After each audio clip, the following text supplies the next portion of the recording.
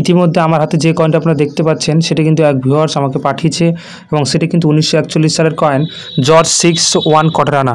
কিন্তু ভিউয়ার্সটা দাবি করছে সেই কয়েনের দাম ভ্যালুয়েবল। হ্যাঁ ভিউয়ার্স, আপনারা ঠিকই ধরেছেন, এই কয়েন ভ্যালুয়েবল রয়েছে, কিন্তু এই কয়েনটি কলকাতা মিন্টের হওয়ার কারণে কিন্তু এই কয়েনটি অতটা ভ্যালুয়েবল নয়।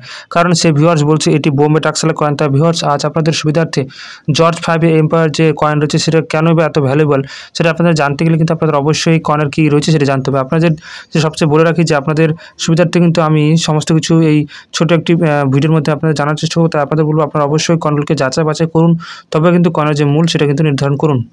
আপনাদের সকলের সুবিধার্থে আপনারা যেগুলো দেখলেন যে জর্জ 6 কোয়ার্টার আনা আপনাদের দেখালাম, তার মেটেল দেখতে পাচ্ছেন আপনার রয়েছে কপার, ওয়েট রয়েছে 4.85 গ্রাম এবং সাইজ রয়েছে 25.30 থেকে 25.50 মিলিমিটার এবং শেপ রয়েছে। অর্থাৎ আপনারা দেখলেন কয়েনটা কিন্তু বৃত্তাকার রয়েছে। এবং আপনি যদি এবার মিন্ট মার্কটি দেখেন, মিন্ট মার্কটি কিন্তু কয়েন ক্রয় বিক্রয় করতে সবচেয়ে জরুরি। সবচেয়ে দেখতে পাচ্ছেন কলকাতা মিন্টের কোনো মিন্ট মার্ক নেই এবং বোম্বে টাক্সেলের দেখতে পাচ্ছেন এন, অর্থাৎ dot above the letter N1 এর মাথায় কিন্তু একটা ফোঁটা চিহ্ন থাকবে, সেটা কিন্তু বলেছে।